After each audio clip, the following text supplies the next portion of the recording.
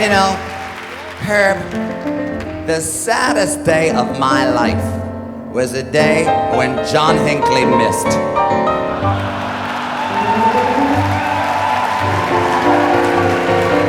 If I'd have had the strength, I'd have gone to Washington, D.C. and shot that son of a bitch myself. But I didn't. I was tired.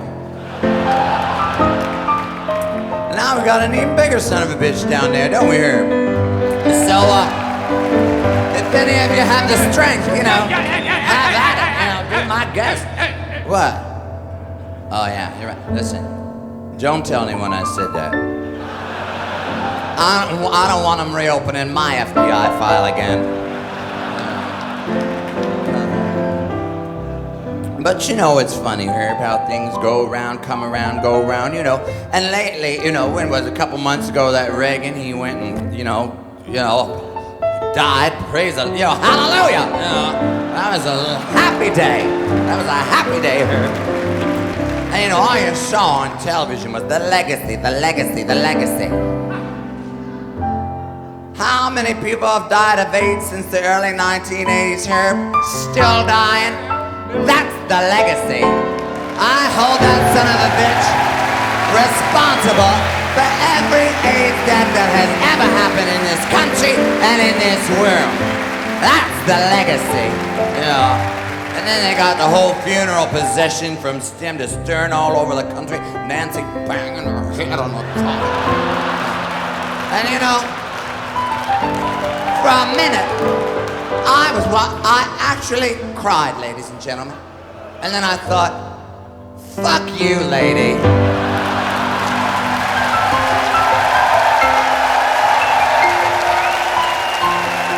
I'm not falling for that one. You know. But hey, you know, everybody gets theirs in the end, right? Let's hope. But it is funny, you know, because I think back, you know, my daughter, Miss D, she's a biracial baby.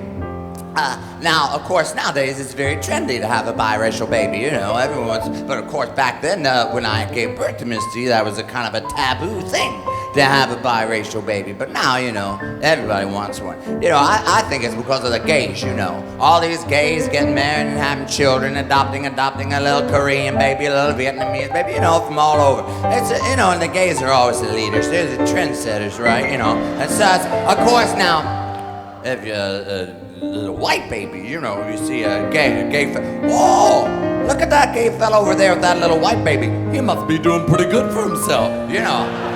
A little white baby, that's a status symbol, ladies and gentlemen, you know. Because those little white babies, they're not so easy to come by. You know. And you know, you think about it.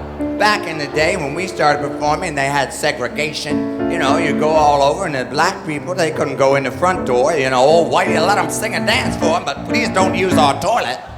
You know.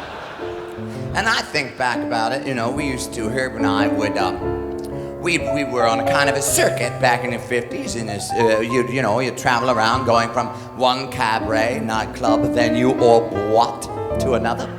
And, you know, you'd other people be on the same circuit, and you'd meet people going here, coming in, going out. And I remember one day we were going into a place just as Billie Holiday was finishing up an engagement.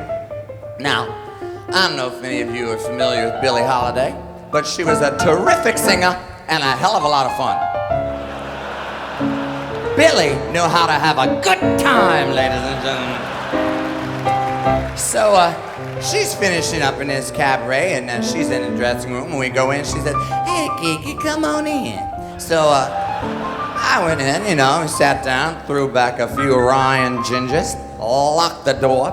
The next thing you know, we're laughing and scratching, as girlfriends do. And she looks at me and she says, "Listen, Kiki, let me tell you something. A white man will fuck you, but he won't take you to dinner."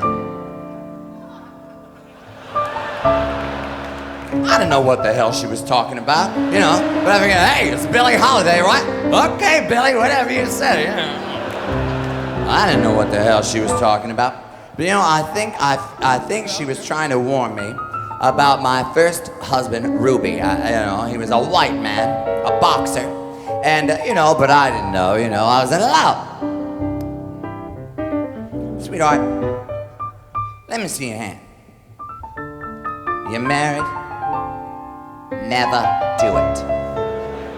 It'd be the biggest mistake you'll ever make in your life. You love him, be with him. But at that time, I was, it was the 50s. That was the thing to do. You were supposed to grow up, you find yourself a nice man, get married, and have a couple of children. That was the end of the story. But of course, in those days, that was the only way you could get out from under your father. So I was like, dating Ruby, hey, and finally, when's he gonna ask me? Finally, he says, all right, Kiki, will you marry me? Yes, I'll marry you. I was so thrilled, but of course, I had a career. A lot of women back there didn't have a career, you're lucky, a young girl like you can, get yourself an education, you could go to school, you can be anything, do anything you want. Of course, don't expect to get paid the same as a man, but hey, times are changing somewhat. And but anyway, he said, hey, Kiki, I don't want any wife of mine working. You're quitting that job, and we're gonna be having basically, I couldn't work anymore. And he says, so he installed me in a split-level ranch house in Nutley, New Jersey, where I proceeded to cook and to clean and to iron and to sew and to have a couple of, have a kid, wash the diapers, clean the diapers, do the laundry, take the laundry out in the backyard, had to put it over the clothesline, careful to take a damp rag across the clothesline before you put your sheets over it, so you don't have a big black stripe across your sheets. I mean, the minutia alone was overwhelming. And I hated it. I hated every minute of it. But I was bound and determined I was going to make my marriage work. And I knew he was cheating on me because, like I said, I did the laundry and I know that smell. But I said, no, I'm going to make this marriage work. And I decided, today's the day. Today is the day I'm going to put the spark back in this marriage. So I wrapped myself up in plastic wrap. And I was waiting for him when he came to the door, takes one look at me, what the hell's wrong with you? And goes down the kitchen. I said, hey, Ruby, what are you doing? Let's do something nice. I want to go somewhere. Let's go out to dinner. Just take me out to dinner. Let's go dancing. Let's remember what all this is about, And I hadn't seen Herb in forever because Herb had to keep working. And he got himself a job working in a resort in upstate New York in the Pocapees or the Pocono. Peekapoos, well, he was working for his people, ladies and gentlemen, in a nice Jewish resort upstate, I mean, how many times can you play that song? But I said, come on, Ruby, let's get out of here. Take me someplace let's go to the Pocapees and see Herb. Just get me out of here. I want to go out. He said, hell no, we're not going out. I want my dinner, and I want it now. And he went out in the kitchen and got himself a beer and went out and sat down in front of the television and fell asleep. Now,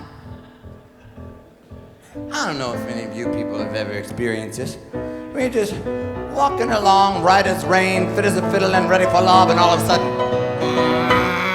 snap! You snap! Oh, I'm okay, you're okay. Everything is groovy and it's well way. Tickety-boo, tickety-boo, tickety-boo, tickety-boo. Snap! Well, all I can tell you is that when Ruby went in that living room and sat down in front of the television, I just snapped! And I found myself in the kitchen. What am I? Who am I? What am I doing here? How did I get here? Grazing. Hands over the counter. What'll I do? Maybe I'll make some coffee. Hot water, cold water, cold water. Grazing. There's the refrigerator. What'll I have for dinner?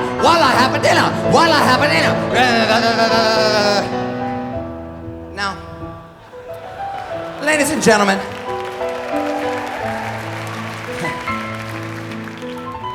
I've always had a thing for knives. I love a knife. The sheer utilitarian vision of a knife. The design perfection of a knife. And when I first married Ruby, it was our first Christmas together, he said, Kiki, what would you like for Christmas? I said, I'd like a set of steak knives, if you please. Well, he took this to be a strange request from a newlywed expectant mother.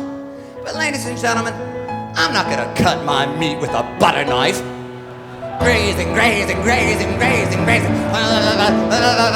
And all of a sudden, I found that I had this hand full of steak knives. And I went out into the living room where Ruby was sleeping and just, I wasn't stabbing him in the heart. I wasn't stabbing him in the stomach. I wasn't trying to kill him. I was just poking him in the arm. I was just trying to get his attention. And he woke up and he backhanded me across the living room. And that night, I ended up in jail for the very first time. But let me tell you something, ladies and gentlemen. When I was in the pokey, I learned there is more than one way to love. The next day, Ruby came to bail me out. I was waiting for him. Ruby, this is Sandra. Sandra,